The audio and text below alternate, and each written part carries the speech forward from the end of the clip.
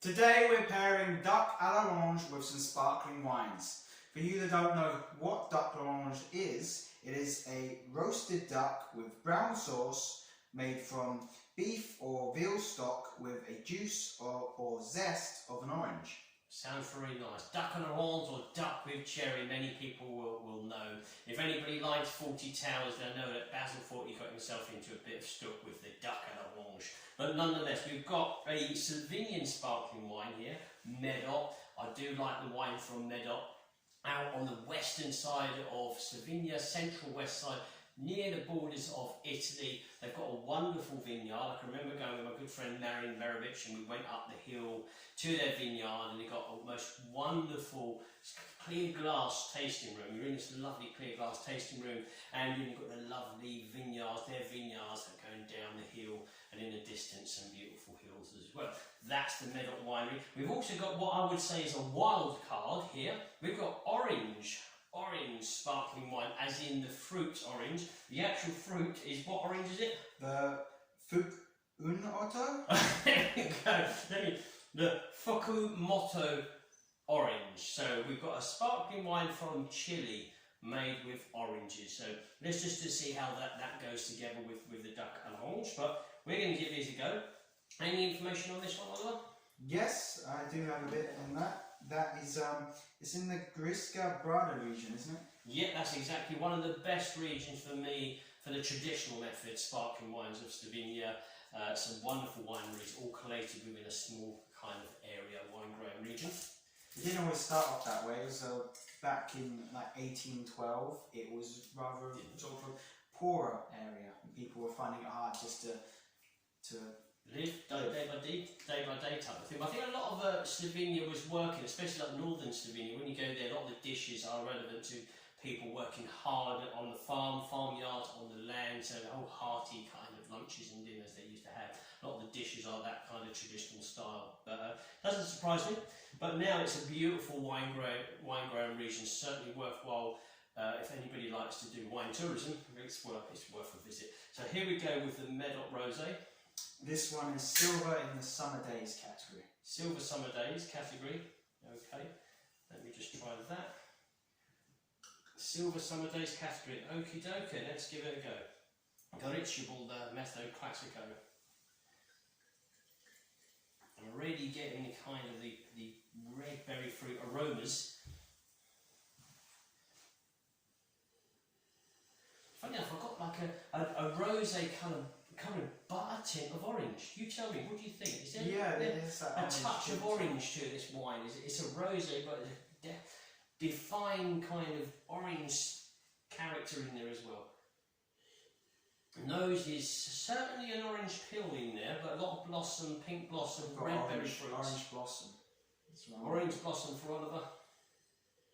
A slight hint of kind of pastry, with that kind of alcohol in there, the pastry and that alcohol, this sponge cake in alcohol, I think is more the case. That is it.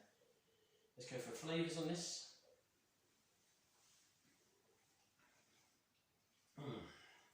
Nice, lovely fruit, soft, delicate expression of fruits. It's a nice balance. It's not too dry, it's not too sweet. It's really calming balance in the palate. It's red berries, there's just a touch of orange character in there. I don't know whether or not that was planned, but certainly getting the flavour of orange in there. But lemon, orange peel, I've got pink blossom, I've got red berry fruits, I've got a nice long length to the wine, very classy, very elegant. What did it win again, Oliver? Sorry. Silver summer days. Silver summer days. So yes, I can imagine it on a hot summer's day. This would really kind of quench your thirst. Indeed. Worth another sip. Alright, let's go for the Lust here. Lust orange sparkling, different style of making wine, whereas this is traditional method, we're now coming over to the Charmat method, the tank method here. And this is the Brut, and obviously this is Chilean. So let's just have a look here on the back, how we dare to make, I say, the orange. They're bold enough to be making orange sparkling wine here. This is born from extraordinary oranges from the farms of San Antonio in Pichidegua in Chile. With the affection of its people and its intense climate and fertile lands, It has been carefully crafted under the Charlotte method, taking advantage of the intensity of these cheerful oranges. And that's a lovely description, isn't it? Ideal to accompany appetizers and moments of lust. So here we go. Here's our wild card. It's also 100% natural, and they got the idea for making orange sparkling wine by visiting Spain. They went over to, as like a holiday sort of area, and they visited a orange farm, and they were making orange sparkling wine in the traditional method. Oh, with traditional method, orange sparkling wine. I've never tried that. Interesting. Little facts that you find on them are very good. I'm going to make sure my glass is empty. That's a difficult job. You'd think that an orange sparkling wine would take on more of a orange colour. Yeah. It looks very much like a normal sparkling wine. Just like a more standard brut type of thing. It's a yellow colouring. There's not much orange colour whatsoever in there, so it's quite a surprise. Yeah. Let's just see if it lives up to its name. Let's go for the lives up to its name. Let's go for the nose. See what this is doing. Okay. Isn't it a totally different kind of wine? It smells very fruity, like the pulp of oranges, and maybe not so much zesty, but also very sweet lemons and pink grapefruit on the nose. There's a touch, I've got a hint of some kind of green herb in there. There's a touch of green herb. Freshly picked green herb. Like your definitely garden, freshly picked garden herbs, or even sort of like on an orange tree, sort of like the leaves. Yeah, that's probably a good way of actually saying it. It is probably the foliage, so it's for the leaves from the actual orange tree. So you just picked them, just rub them a little bit in your fingers, and you're smelling that. So let's go for the flavours. Oh, how ever so refreshing. Lovely. The oranges are there. You've got a nice touch of zestiness as well. It's not too, what would you say? It's not exaggerated oranges. It's a delicate expression of oranges. It's fruity. There's a good deal of zestiness and acidity in there. It's more than just what you would think is like a cordial kind of sparkling, injected a bit of carbon dioxide inside to get the bubbles going. Yeah, it's not like an orange. It's not orange cheap. Orange juice or anything like a Fanta. That's it. That's probably what I was trying to get at. It's not that style. It's a little bit more of quality style. There's you can feel there's some winemaking behind this. Okay, we're dealing with oranges here, but we're still adding that winemaking process.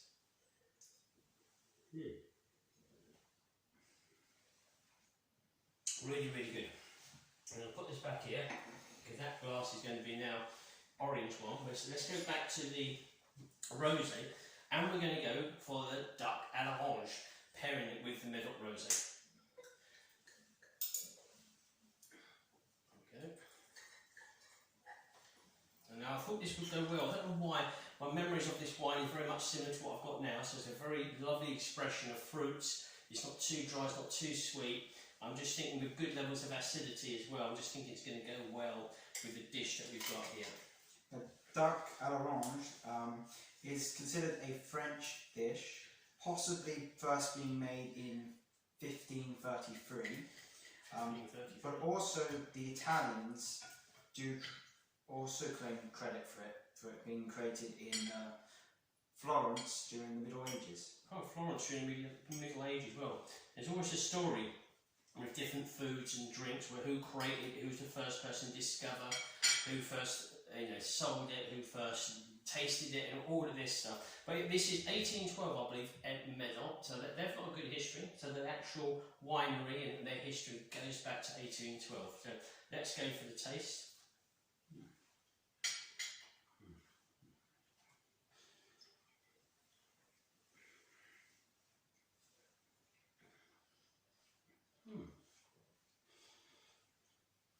I mean, the dish is quite sweet.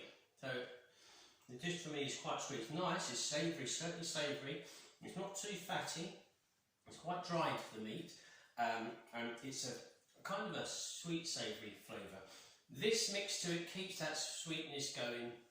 You've got lovely silky savoury flavours, as well as a little push of red berries in the palate. It's quite a delicate pairing. It's not too aggressive with acidity or cleansing the palate, you've still got the texture of that savouriness in the mouth. It's a lovely, lovely duck, very well cooked. The sparkling wine comes in and sort of adds those little light red berries, red touch.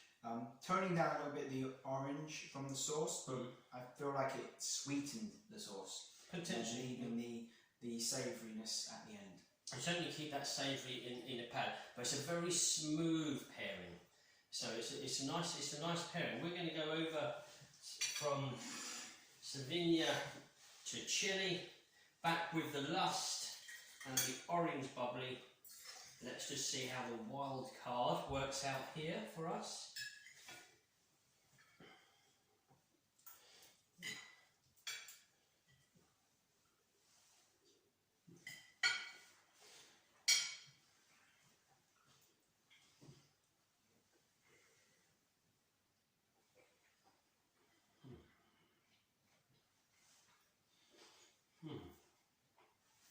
I feel like from mid-length onward, it sort of brings the orange flavours to the forefront. So it adds more orangeness to it. Well, I think the orange is quite a bold character in the sparkling wine. When you're tasting it, less so. When you're pairing it with the food, it really comes to life. It intensifies that orange feel. So in all honesty, it's palate cleansing, but it's leaving the orange sensation in the palate. So if you're a fan of orange, and certainly with duck à l'orange, you may very well be, you've got the savoury flavours. If you're finishing off your tasting there and having a glass of the Lust, you're really going for a second burst of zesty orange fruits here. It's certainly a palate cleansing wine compared to the Medot.